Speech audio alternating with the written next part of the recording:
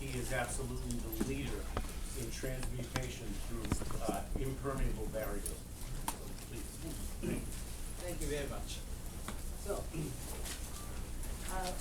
today I'm talking about deuterium permeation in this transmutation experiment using nanostructured palladium calcium oxide maxillary filter. This is the contents of my presentation. Firstly, I introduce our method for experiment, and second, we present the results of the batch process experiment. Batch process experiment means, these sections are already presented at the ICC 17 or 18, and recent installation taken hand this section. And third section, preliminary results on consecutive transmutation experiment. Recently, we are now focused on the consecutive transmutation experiment, and I would like to have preliminary results on this experiment. And lastly, I will mention about the replication experiment performed by Toyota Group, Toyota Central R&D Laboratories. Okay. Introduction. Our experimental method is characterized by the D2 gas permeation through nanostructured palladium complex. This is a cross-sectional view of palladium nanosite modular center. White region corresponds to the calcium oxide, and black corresponds to the palladium. And using this much layer sample, we put the element in advance on this side beforehand, before permeation. For example, cesium or barium, we put on this surface by ion implantation or other method. And then we put this multi-layer thin film here, and D2 gas, we fill this region, D2 gas. And other side, we keep vacuum condition. And D2 gas dissolve on this surface and permeate through like this. And then we can observe the transmutation reaction on the surface. That's our method. And this figure shows reactions observed in the case of gas permeation. We observed the transmutation reaction of cesium to praseodymium, and strontium to molybdenum, and barium to samarium, and calcium to titanium, and tungsten to platinum or osmium. And if we summarizing these experimental results, we can see some features for transmutation, permeation in this transmutation. One is alkali or alkaline metals. Electron emitter elements seems to be very easy to transmute by this method. And second is some rules exist, target element and the product element. In this case, cesium plus 4D get praseodymium, and this case 4D. And the barium case, we need a 6D barium plus 6D get samarium.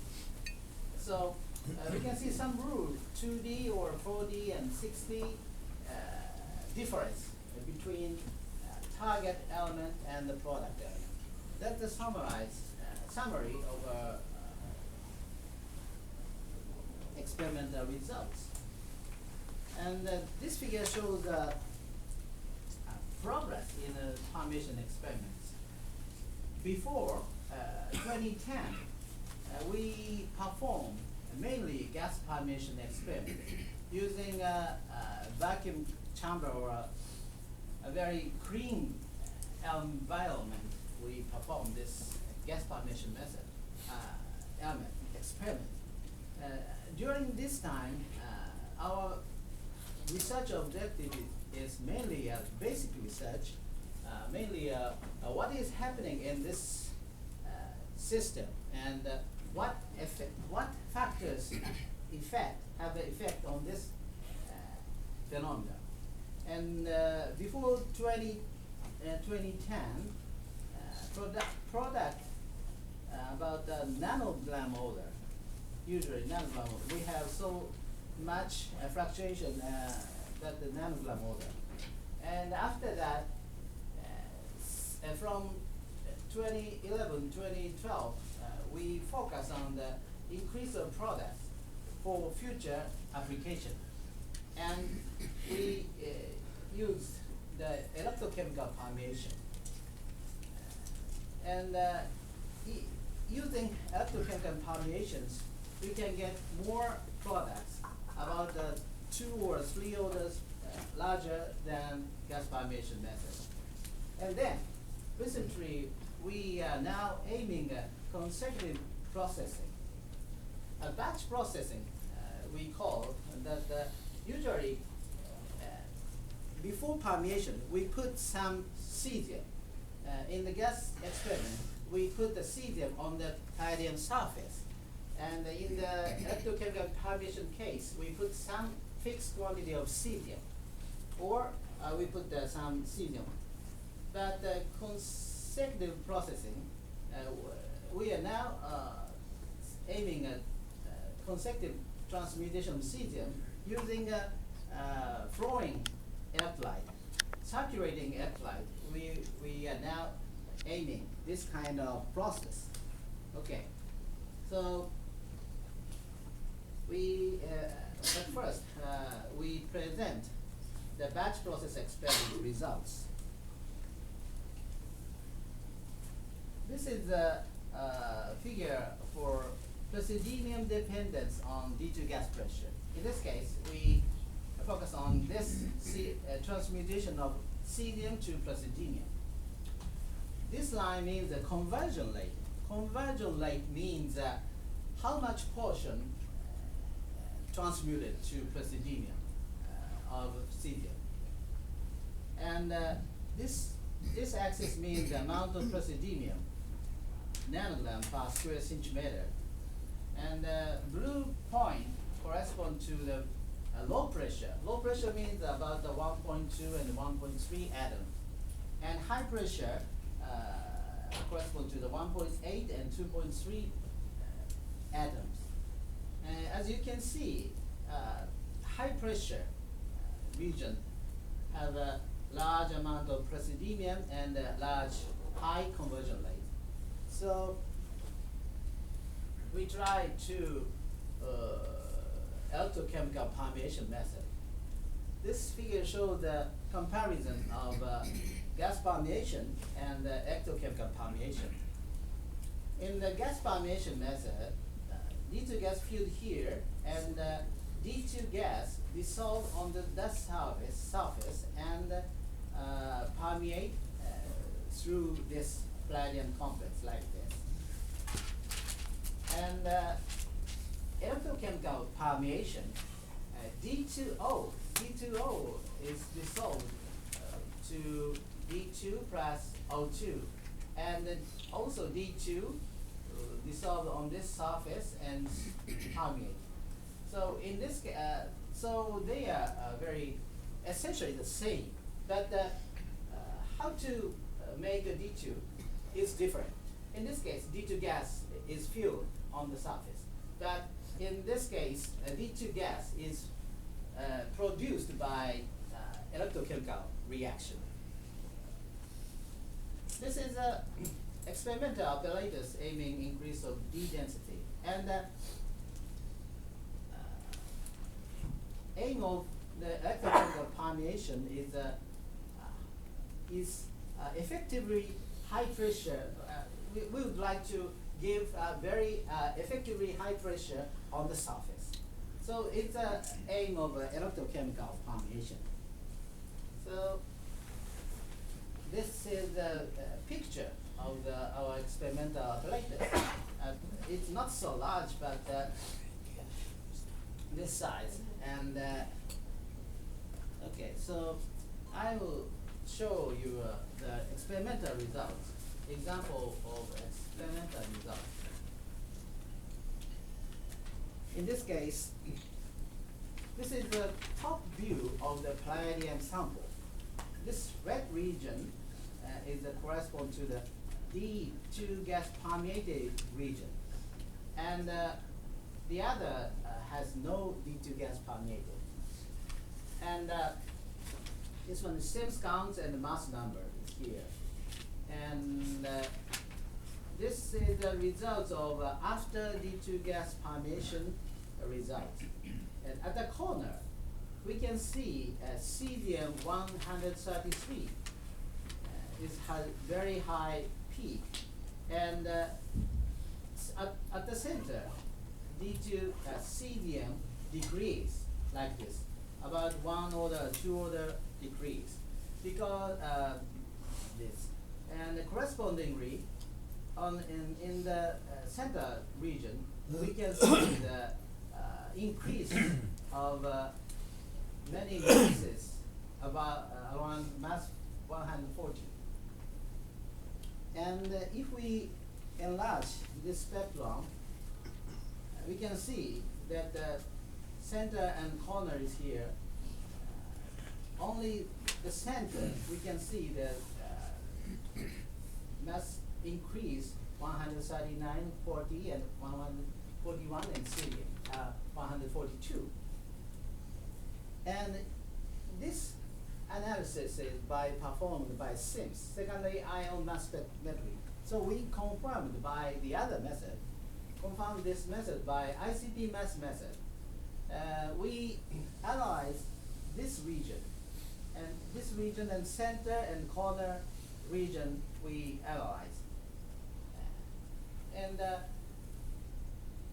we can see that praseodymium or cerium mass number also increase around here. So SIMS and ICP mass gave similar results. And also we analyzed this sample by XPS. And also we can see that the praseodymium peak, it is not so strong, but it's a praseodymium. So we can see that after permeation, cesium, praseodymium, and other lanthanide elements increase in this case. And other, okay, I would like to next point. I will describe the observation of a gamma ray.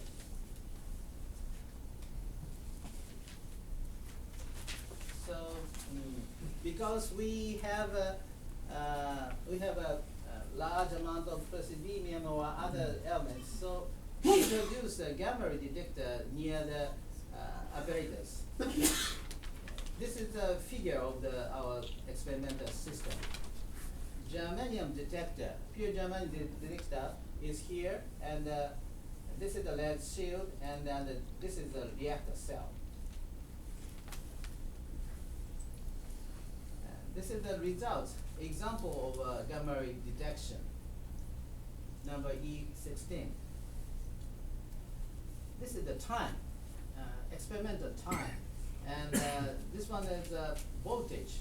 We usually, in this case, we firstly start at 3 volt and 4 volt and 5 volt, increase up the voltage, and correspondingly, this is the current. Red one is our current. Current is increased, and also blue one is pressure. Pressure corresponds to the D2 permeation rate. So at first, we have very small D2 permeation rate, and if we increase up large voltage, we can get a large permeation rate. Then, and in this case, we use the palladium, white 03 palladium material thin film. We check that instead of Y203, we get the transmutation reactions using this sample. And in this case, we cesium is ion planted like this. And in this case, we use a 0.5 molar cesium NO3 solution. And we divide the period 1 and period 2 and period 3. And the background measurement here and the before measurement, we also measure background. And this is a result example of a gamma ray measurement, period 1. During period 1, we can see the very clear peak about 609 kilo eV here. But this peak vanished after period 1. But not so clear, but around 511 kilo eV, like the annihilation peak we detect in this case. And also, period 3, we observed near similar peak.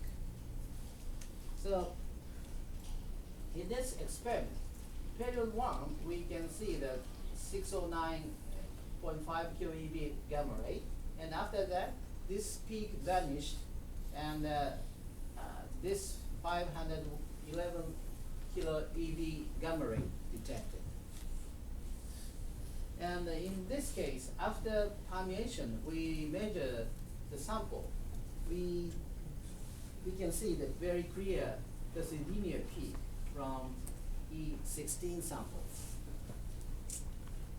And next is the other example, E28. Also, in this case, we started 3 volt and 5 volt is here, and period 1 and period 2, we correct the gamma ray spectra. And this is the results of period 1 and period 2 and the background spectra around 1.2 mega, 100 kilo eV to 16 over kilo eV. So we can see that this black one corresponds to the period 1. The other region, period 1 and period 2 and the background is very similar. But you can see clear gamma ray peak at 14 to 45 kilo eV. And this is the K40 peak, potassium 40 peak. So, and you can see this peak is very clear and stable. So this peak emitted only for period 1 in the same sample. Also, in this period 1, we can see other peak, and this one is 1,748 kilo eV. And other peaks we also detect in this case. And detected gamma rays here. This one and this one I show you. This one and this one I show the spectrum. The other peak, not so strong, but the clear peak is here. And we investigate what species can explain this peak, but we cannot explain from the one nuclei, unstable nuclei. We search many database, but we cannot find one species. And also this experiment, we try to replicate this experiment. We tried 2 times, but we could not detect the same gamma ray. So it's very difficult experiment, but this peak is very clear, but the rate is not so high. So maybe this observed gamma ray seems to be attributed to a minor short-lived nuclei. So I would like to continue this gamma ray detection research. Okay, so next point, I would like to, next point, preliminary results on consecutive transmutation experiments. So as I say, usually we put the cesium or other elements beforehand. And on the fixed quantity of cesium here. In this case, saturation of electrolyte, we can provide much cesium on the surface. And this one is electrolyte, and this is a palladium calcium layer, much like a thin film. So consecutive transmutation, and we have another aim for this new experiment. This is the figure for the temperature and D by PD relation. In this area, you know very well, I think, at 1 atom. So, palladium have if we increase up the temperature, palladium has D by PD goes down. So temperature goes up, D by PD goes down. So in this case, in the batch experiment case, we suppose we suppose that the surface temperature get very high. So we should cooling on the surface by circulation of electrolyte. So we start this kind of experiments. This is the figure of a new experimental apparatus. Pump is here, and the reaction cell is here. And in this Teflon made cell, we have a palladium calcium cathode here and platinum anode is here, and the electrolyte is circulating from here and from here and go out. From inlet is here, outlet is here, and in this case, 0.1 cesium-NO3 electrolyte we use, and this is the evacuation rule. This is the summary of reaction rates of batch versus consecutive processing. This one is current density, and this is the reaction rate, microgram per square centimeter per week. This is the result of batch processing using electrochemical permeation here, and consecutive processing, new experiment is here. And you can see that the new type of experiments have a higher, obtain a higher reaction rate compared to batch processing. And also, this is the example of the experimental results. Product change. This is a batch, and this is the result of palladium calcium thin film after permeation. And this is the results of a solution, electrolyte, before, after permeation. And in the batch case, we can see mainly lanthanide as, in this case, we focus on the lanthan and cerium and praseodymium only. In the case of batch, we can see on the thin film, this one, that in the solution, we have not so much product. But the new experiment, consecutive transmutation experiment, we have limited products on the palladium thin film, but much products in the solution after permeation and saturation. So now it's a preliminary result, but we can see that in the case of batch experiments, products mainly on the palladium thin film, and the consecutive experiment, product is in solution. So anyway, new experiments we got higher reaction rate and products in the solution. So we can recover the product using this type of experiments. So we put cesium like a radioactivity cesium we put, and we got some products here, but in this case on the surface products. But in this case we can recover, we can get the products from the solution.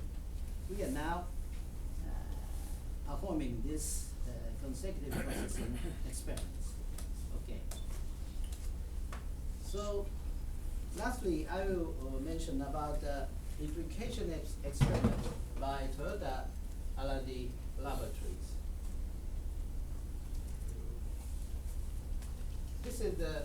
This paper published in the Japanese Journal of Applied Physics last autumn, in November or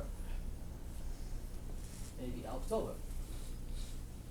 And their title is Inductively Coupled Plasma Mass Spectrometry Study on the Increase in the amount of praseodymium atoms for cesium implanted palladium calcium multilayer complex with deuterium formation.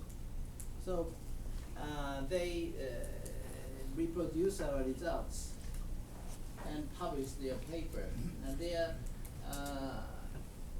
experimental apparatus is here, and they gave the DG gas flow like this, and they use a very similar multilayer thin film. Of course, they fabricate this thin film. And yeah, this is the results of them. They perform 3 times of a foreground experiment.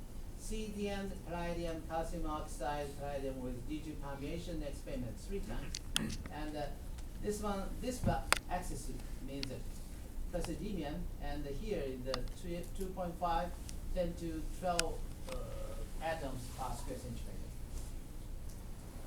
And it's a foreground experiment.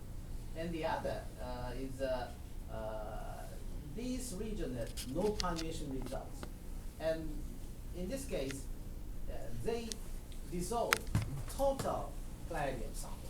We could not, this kind of experiment.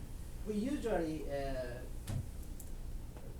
dissolve only surface, and they also surface no praseodymium, but they dissolve total sample. But they could not find any amount of praseodymium that can explain this large amount of praseodymium. Okay. So I'd like to conclude. Deuterium permeation induced transmutation reaction have been observed in the palladium complexes, which are composed of palladium and calcium oxide thin film and palladium substrate. And second, electrochemical permeation aiming the increase of the local deuterium density near the surface of palladium made increased transmuted products, about 2 or 3 or the larger. And statistically significant gamma rays, which have clear energy spectra, were detected. At present, we have limited examples. Further study is necessary.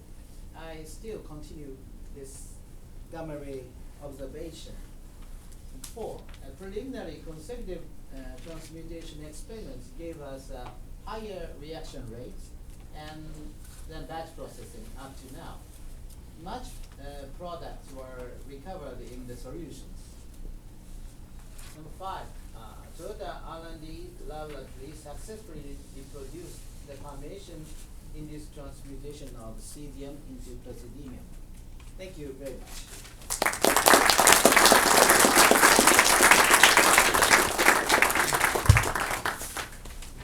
I believe you said something about transportation is different depending on whether you start with D2 gas or D2O. Slightly different, yeah. What's different? Yeah. In the gas experiments, we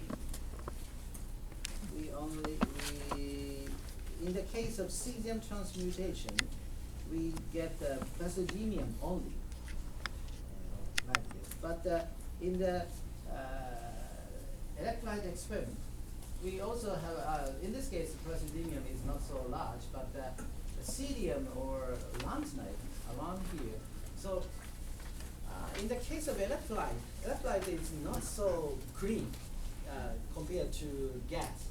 So maybe hydrogen or the other impurities plays some roles, I presume. But anyway, in this case, so we put the cesium 133. We got this red one is correspond to the product, this region, and also this is a platinum region, and we got the this is a tungsten region, and also we get the platinum here. So in the electrolyte experiment, we observed many types of transmutation reactions.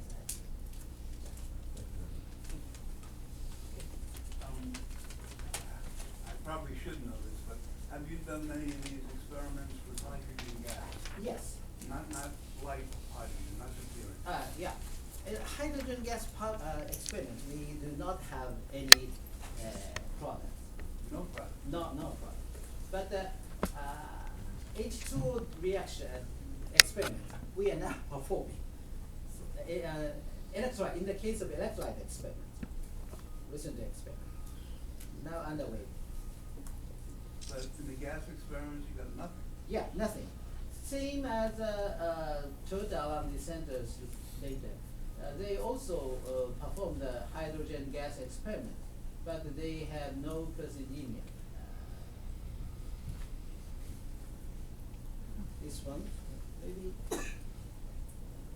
hydrogen. They also have, yeah, here. They got a little bit. A little bit. Nothing really. See, if the effect is due to the flux, if you've got a gas source, your flux is not very large because the pressure is not so high. Yeah. If you have an electrochemical loading, you can get higher pressure and higher flux. Yeah. So do you monitor the flux through the gas output on the other side? Can you compare the difference Yeah. in flow rate between gas and electrochemical that way? That's a good question. But at present, we cannot calibrate in this case. So we cannot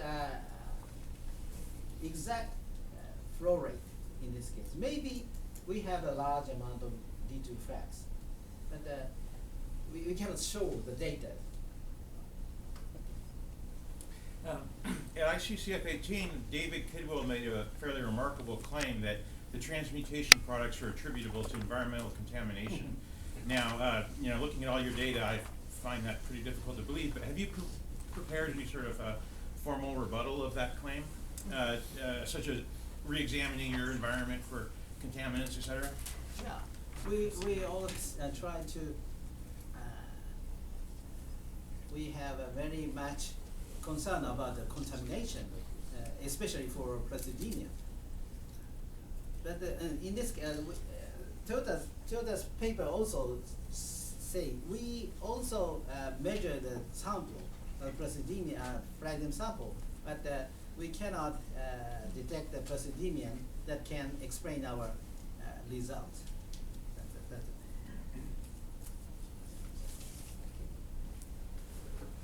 I noticed that you're using the secondary ion mass spectrometry, Mhm. and are you able to determine your isotopic ratios of the Yeah. of your elements, and are you able to see if that's Yeah, natural? sometimes we can see isotopic ratio anomaly, but in this case, it is very difficult to say that isotopic distribution anomaly happen in this case. So are you seeing a lot of microfracturing at the Microfracturing surface? on the surface? Yeah, due to the Ah. expansion?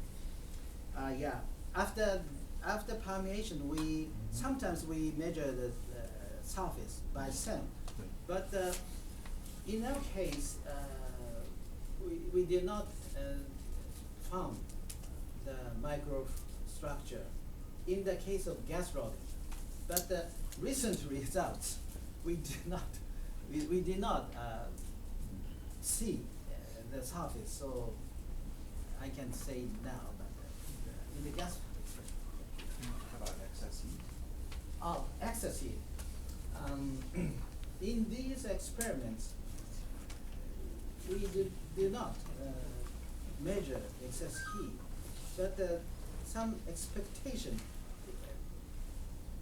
increase up, temperature rise. We expect some temperature rise, but in this case, at present, we cannot say about the excess heat. There was a question regarding the flux, deuterium flux, Yeah. through the membrane. Mhm. You have vacuum on the other side. Yes. When you are increasing the voltage, you are increasing the pressure, you are Mhm. supposed to increase the permeation. Yeah, yes. Isn't it affecting the vacuum side so that you can sense an increase in pressure, lower vacuum rate? So you mean, yeah, this one is this is the pressure on the vacuum side. This one pressure green, blue is correspond to the pressure, so it corresponds to the flux. That's correct. But your question is, well, please. What is the vacuum rate on the other Vacuum side? rate? The vacuum. Vacuum rate is here, about 0.02 Pascal Okay. region. Yeah. Sure. Okay. So you told that using electrolysis, the elements are a little bit different using gas. Yeah. Maybe you remember we used the electrolysis using strontium, Mhm. and we found 92 Uh-huh. so long time before, that the new elements don't match your four step, Uh-huh. but different, 4, 6, 8, several. Okay. So I think such data match very well your. Yes, yeah. yes. I So we remember that. published it, but that time nobody can understand why. Okay. But with molybden, not with checking. More questions? Thank you.